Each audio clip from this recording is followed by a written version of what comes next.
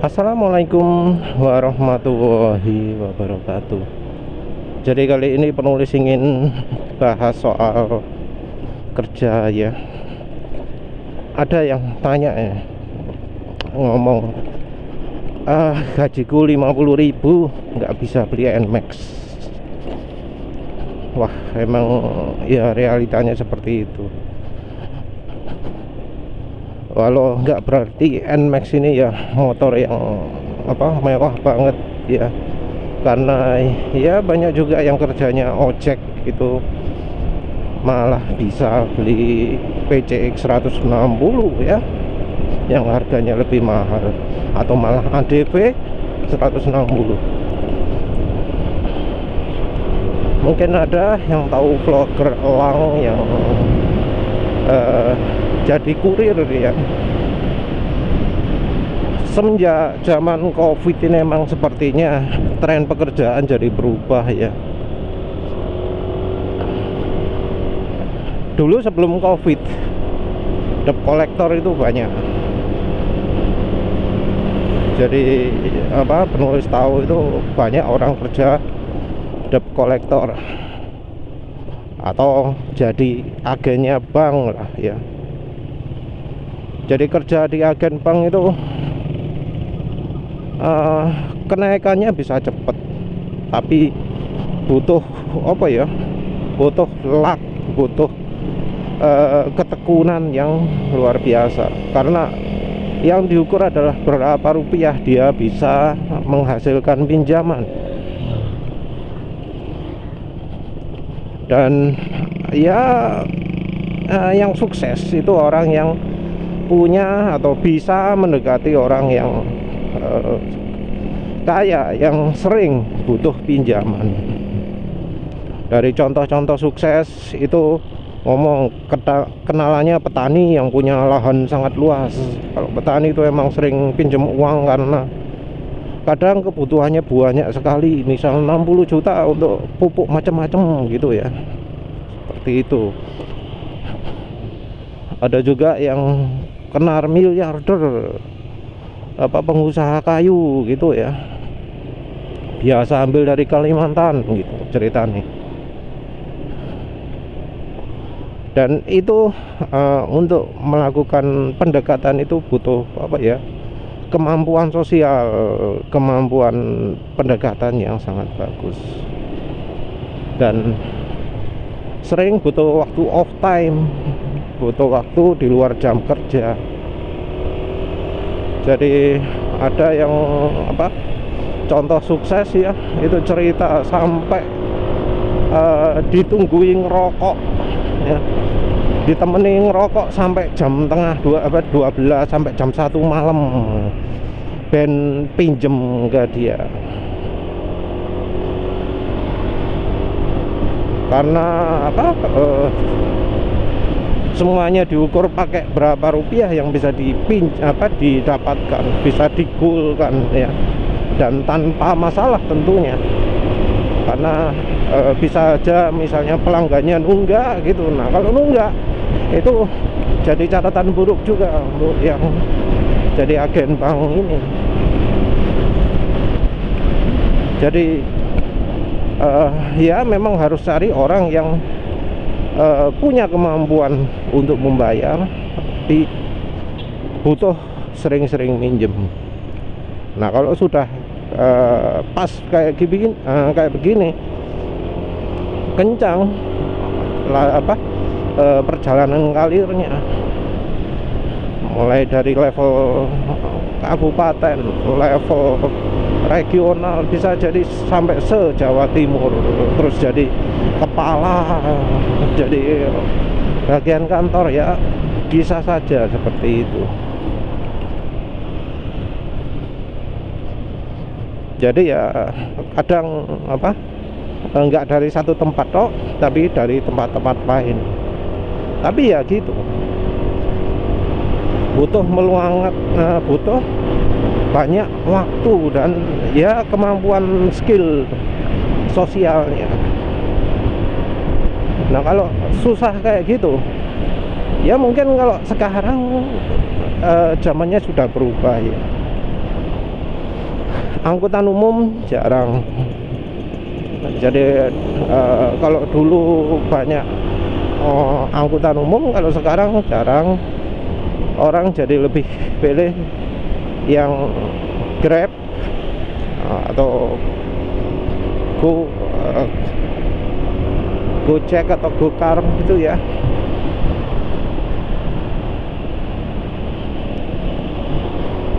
Jadi banyak juga ya orang yang kerjanya jadi Gojek atau Gokar gitu, atau Grab ya istilahnya. Dan bisa buktinya makmur ya. Walau kalau untuk mobil ya tentu harus butuh modal dulu.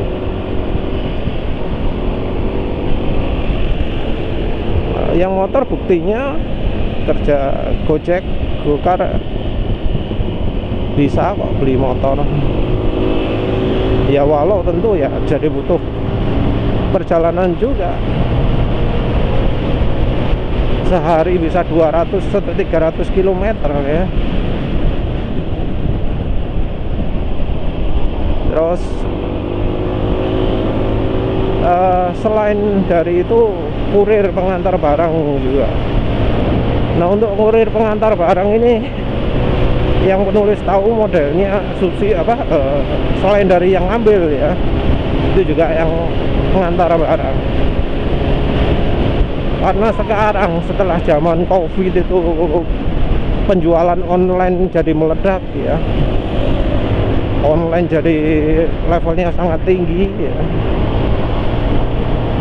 Maka permintaan untuk pengiriman juga sangat banyak.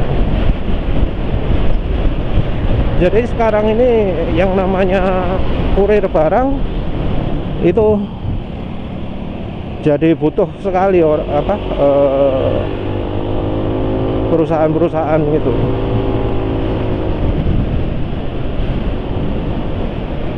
Jadi butuh baik yang untuk ambil barangnya atau antar barangnya, karena banyak perusahaan transportasinya, kurirnya itu menyediakan jasa untuk ambil di bagian vendornya atau penjualnya. Walau seringnya kalau pengen kirimnya cepat itu ditaruh di bagian pusat pengambilannya, karena ya mau nggak mau mereka kekurangan orang. Mau nggak mau sekarang ini karena ya saking tingginya permintaan ya untuk itu, jadi kekurangan orang. Entah mana yang lebih capek, jadi untuk bawa penumpang atau jadi kurir ya. Yang menulis tahu untuk kurir ya bisa sehari itu 100.000 atau 150, tergantung dari posisinya atau vendornya gitu ya. Seperti itu. Dengan banyaknya ongkos kirim online ini ya tentunya yang kerja di toko jadi jadi kurang ya. Pegawai toko ada kemungkinan malah dipecat. Apalagi toko-toko yang kecil gitu. Biasanya sekarang seringnya toko-toko cuma dijaga 1 atau maksimal 2 orang ya. Kalau sekarang ini setelah COVID ini. Ya karena memang orang cenderung beli online. Nah, nggak berarti offline-nya langsung hilang sama sekali, tapi sudah mulai banyak berkurang ya. Apalagi ketika harganya senjangnya cukup banyak. Setelah COVID, di zaman COVID mungkin banyak toko tutup ya, rugi, bangkrut. Nah setelahnya COVID ternyata ya ada juga ya tempat-tempat yang kemudian jadi tutup. Terus apa mana ya, Kalau untuk kerja kantoran ya tergantung kantornya juga, bidang usahanya apa. Kalau sekarang juga kayaknya yang di kayak dunia IT gitu ya, mulai ada model perampingan, karena entah mengapa kok jadi ngetren online, ngetren clouds, semua mau dipindah ke clouds. Salah satu yang disebut keunggulan clouds itu adalah sumber daya yang dibutuhkan berkurang, nggak cuma dari sisi hardware-nya tapi dari sisi manusianya. Jadi manusia yang bagian untuk mengaturnya jadi berkurang. Nah biasanya tentunya yang dicoba di brainwash adalah yang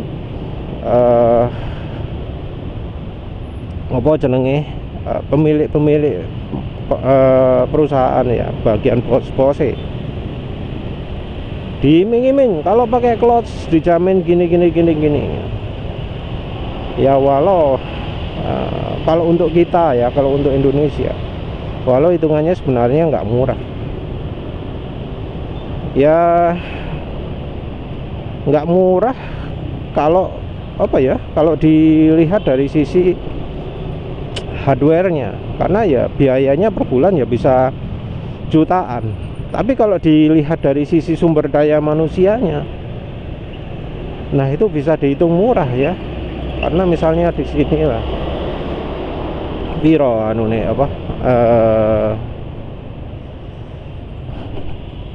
upah kerja minimumnya berapa ya kalau sini, anggap aja 4 juta lah, wis menulis nggak tahu, anggap aja 4 juta.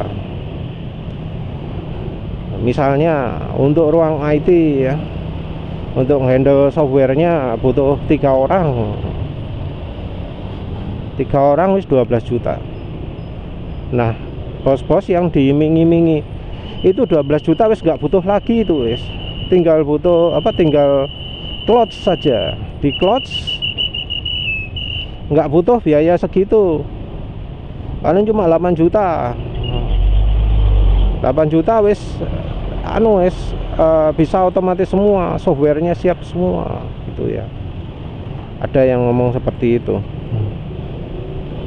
ya, walau sebenarnya nggak 100% bener juga, karena ya namanya kebutuhan perusahaan itu ya nggak selalu sesuai dengan apa yang ditawarkan oleh yang penyedia jasanya, jadi penyedia softwarenya. Tapi tetaplah banyak yang sekarang larinya ke clouds, ngomong big data, industri 4.0, wes macam-macam lah. Seakan-akan kalau perusahaan belum menginjak clouds itu dianggap perusahaan kuno. Padahal cloud sendiri ya sebenarnya bukan tanpa resiko. Mengapa bukan tanpa resiko? Karena ketika semua data ditaruh di clouds, keamanan data, kehandalan data jadi bergantung semua kepada yang menyediakan itu. Kalau di clouds otomatis kita akses datanya lewat internet, mau lewat VPN atau apalah, jenenge tok siji. Namun itu juga artinya ada celah untuk pencurian data, hacking atau macam-macam. Hacker nggak selalu ambil data demi untuk menjual datanya. Ada juga yang modelnya pemerasan. Ini website tuh tak hack, kamu berani bayar berapa untuk bisa kembali, kayak gitu. Dan kemampuan hacker ini sepertinya tinggi sekali. Cirinya apa? Karena ya contohnya aja penulis ya, akun penulis saja bisa dihack walau sudah pakai 2 langkah verifikasi. Ya untungnya lah ya, Google itu sangat masih menyediakan cara agar bisa kita dapat akun YouTube-nya kembali, terutama lewat bantuan tim YouTube ya di Twitter. terutama lewat situ. Nah, kalau yang online itu gimana? Apakah kita bisa dapat support yang seperti itu? Pengembalian data yang seperti apa yang bisa mereka berikan? Karena apa ya? Karena banyak dari materi-materi yang sisi online itu adalah dari sisi security-nya, dari sisi keamanan datanya. Jadi kira-kira 80% atau 90% dari tawaran seminar itu adalah soal keamanan. Jadi keamanan cloud. Nah, kalau sampai segitu banyak berarti ya artinya ada apa-apa di cloud itu ya. Tapi maaf, balik lagi ke topik. Nah, ini artinya kerja IT itu sekarang jadi berpindah. Sekarang ini kayaknya kalau kerja di kantorannya itu jadi berkurang gitu loh peluangnya. Tapi bicara soal kerja kantor sendiri, banyak ya lulusan kuliah itu yang bekerja tidak sesuai dengan bidangnya. Yang biasanya bekerja sesuai dengan bidangnya itu ya kalau HRD, kalau apa jenenge, accounting, nah, atau engineering, nah itu seringnya masih sesuai bidang pekerjaannya. Oh, bagian listrik harus kuat, oh listrik harus lemah gitu ya, masih ada engineering. Jurusan accounting, jurusan sosial, oh jelas ya. Tapi seringnya yang lulusan industri, lulusan apa mana ya, macam-macam lah, perkapalan, pertanian, statistik, macam-macam. Itu sering kalau di perusahaan bekerja nggak sesuai dengan bidangnya.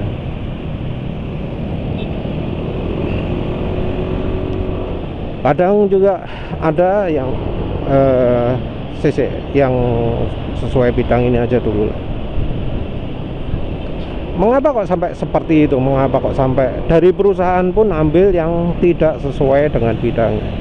Karena ada kesenjangan sangat besar antara yang diajarkan di kuliah dengan yang dibutuhkan di dunia kerja.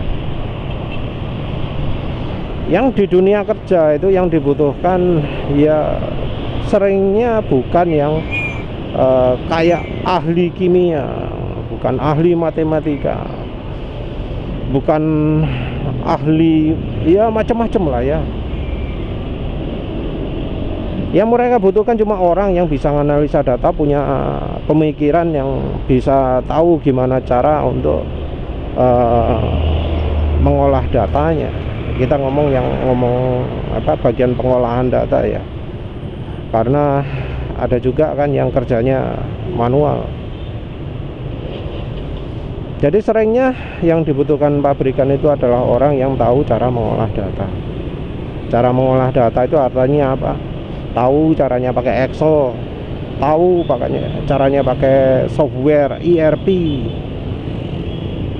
Dan itu tentu tidak diajarkan di perkuliahan ya. Alangkah bagusnya kalau universitas itu mengajarkan paling enggak berapa SKS lah, 10 SKS minim tentang pengetahuan yang bisa berguna untuk kerja ya. Alangkah baiknya itu.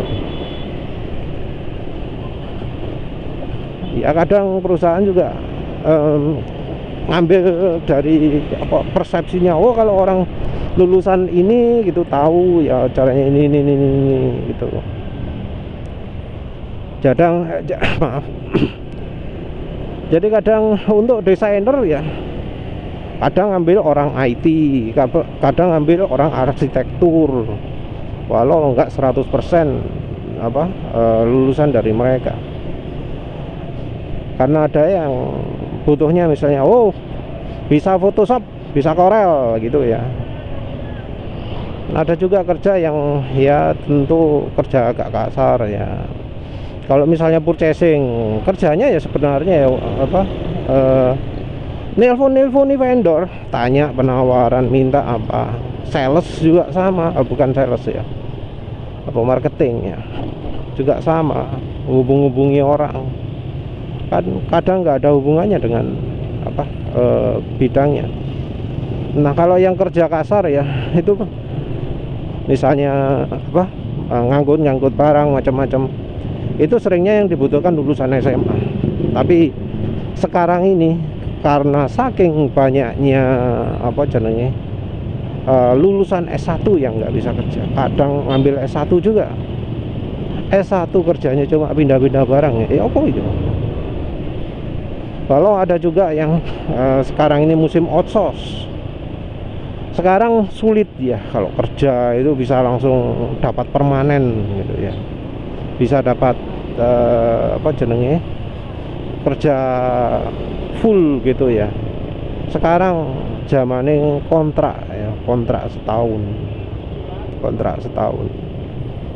Dari sisi ekonomi ya itu bisa mendapatkan tenaga kerja yang murah ya. Walau dari sisi apa jenenge, kualitas produk, sayangnya itu juga membuat penurunan kualitas juga.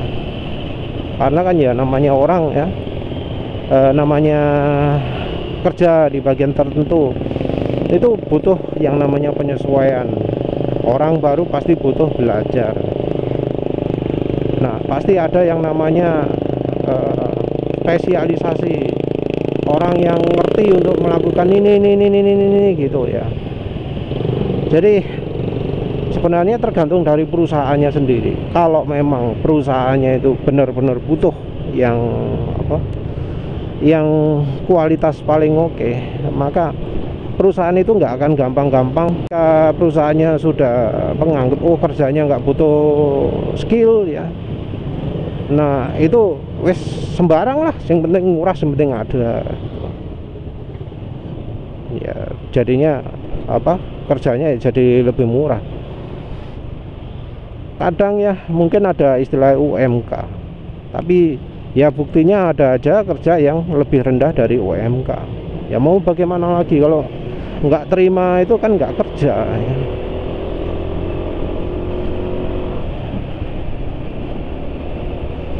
Kalau misalnya pingin apa, pingin mandiri, yang sulit adalah modal kerja.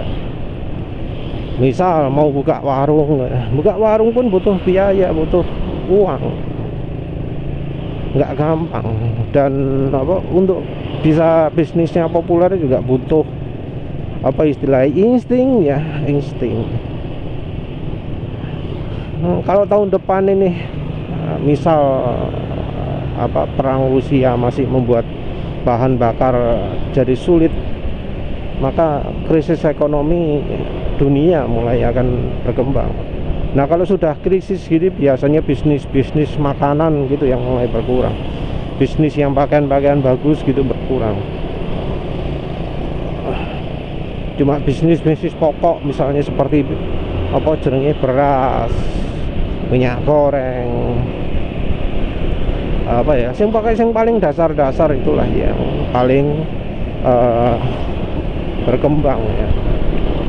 Nah bagi yang mereka yang jeli ya wis berancang-ancang ya, ini kemungkinan kira-kira kayak gimana gitu ya. Ya wis, apa sih penulis ini ngomong soal kerja, tapi ya penulis sendiri sih numpak sepeda motor kalau kerja. Ya wis lah, itu cuma apa ya jenenge, pertimbangan lah. Jadi ini hubungannya dengan kalau yang mau kuliah apa sih enaknya? Jawabannya adalah kuliah. Coba kalau bisa cari dari perusahaan yang punya nama, dari universitas yang punya nama. Karena yang punya nama biasanya bisa membantu dalam persaingan. Terus pelajari juga apa saja sih yang dibutuhkan di dunia kerja itu. Karena enggak semua ilmu itu bisa didapat dari kuliah toh. Karena yang di dunia kerja itu butuhnya selain ilmu itu.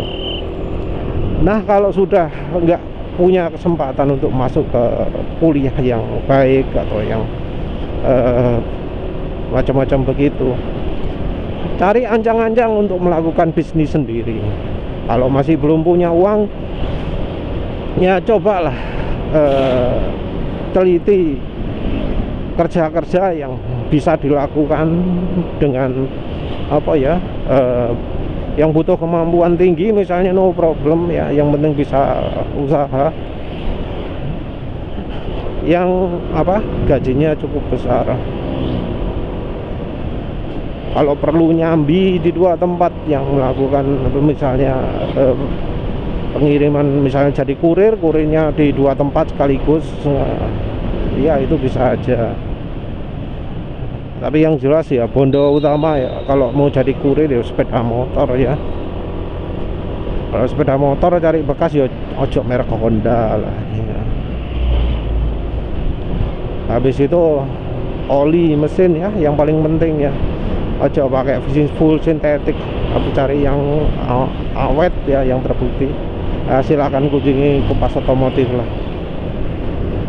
Apa maneh, kalau kerja-kerja yang spesialisasi yang dijamin kerja juga ya ada juga sih institusi yang bisa jamin kerja, walau kerjanya belum tentu jenjang karirnya ada. Misalnya jadi sekretaris seumur hidup, jadi sekretaris terus kan ya sumpah juga ya.